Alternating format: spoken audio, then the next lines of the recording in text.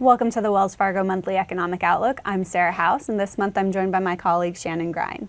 So Shannon, it's been a month since our last Outlook, and that's another month of trade headlines and some economic data. Are we beginning to actually see some of the changes in trade policy begin to affect activity? Yeah, we are. So we're seeing obviously still a lot of uncertainty out there. So if you look at different uncertainty metrics or even confidence metrics, we're seeing a lot of pessimism as the trade environment remains very fluid. But we're seeing it in some of the hard data as well, but likely more temporary effects at this point. So we've seen a dramatic pull forward in demand among businesses who've imported a lot of product through March, and that led to a surge in imports and therefore a large drag on first quarter GDP growth from trade.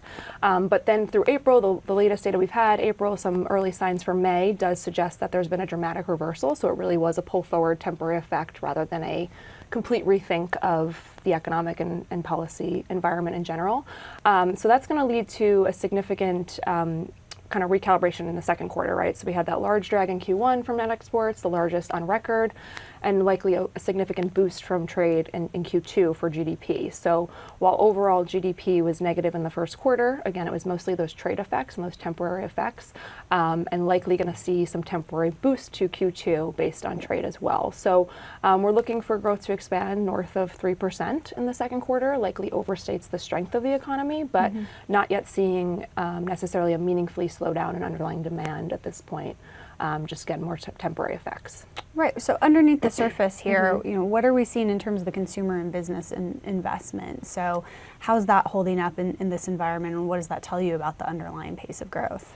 Yeah, so again, if you look to Q1 or even the monthly measures or monthly data we have, we look to this measure called real final sales to private domestic purchasers, which is a mouthful, but it's consumer spending and CapEx, right? So it's GDP minus the net exports effects, inventories, and government spending. And that measure grew 2.5% at an annualized clip in Q1. We are looking for it to slow a bit in Q2. There has been a little lost momentum, particularly on the CapEx side, where there was also maybe a pull forward in demand, and then more meaningfully slow in the second half of the year. So when I think of CapEx, conditions are still restrictive, right? You have uncertainty, you've had a little bit of a pull forward. Also, rates are still elevated, so the environment is restrictive in general. The consumer side is still resilient. So consumers have continued to spend into April. Early signs for May look okay as well.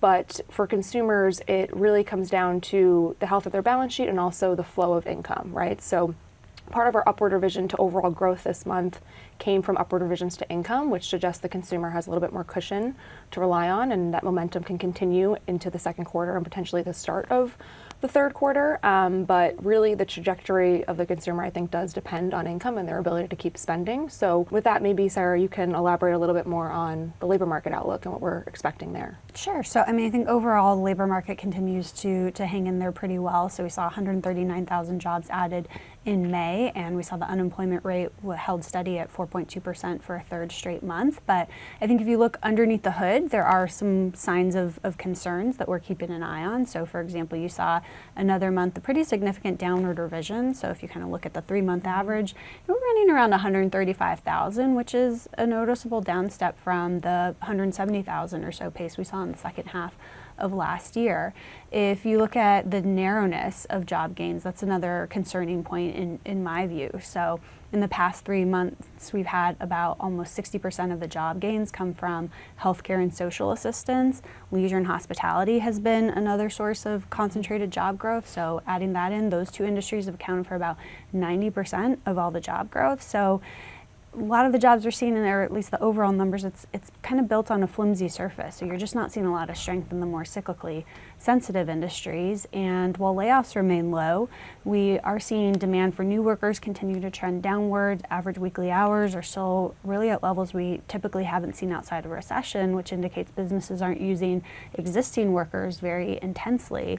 And so when we look ahead, we are looking for payroll growth to slow further. So we're looking for it to fall, well below 100,000 through the remainder of this year, and that's going to lead, we think, to the unemployment rate probably creeping up to around 4.5%. So while we don't expect a contraction in overall economic growth, we do look for underlying demand to slow, particularly with the consumer, given that labor market trajectory you just walked through. So what does this mean for Fed policy later this year? Yeah, so I think right now the Fed is in a good spot. We're not expecting them to do anything over the next few months. So yes, the labor market is cooling, but it continues to be gradual thus far. And when we look at inflation, so we are seeing some signs of upward pressure on goods prices coming from tariffs, but it's not enough to send the overall trend in inflation higher because we're still seeing a deceleration in services inflation. Energy inflation has also weakened to where that's been helping keep a lid on overall inflation.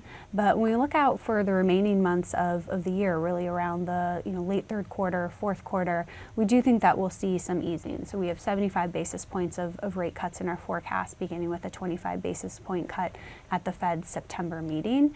And that's coming as we are expecting more material weakening in the jobs market later this year. So that would put the Fed funds rate where we estimate is close to neutral. So we're not talking about becoming really accommodative here, but just not really adding to some of the growth headwinds that we're expecting some of these policy changes to as well.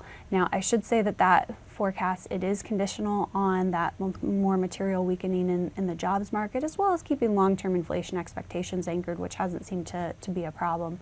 But I think as we look out over the remainder of the year, the risks to that Fed call are probably skewed towards either lower or lesser or later easing. I think just given again where it is very contingent on seeing more of that weakness in the labor market materialize. Well, thank you, Sarah. And from all of us at Wells Fargo, thanks for tuning in to our latest monthly economic outlook.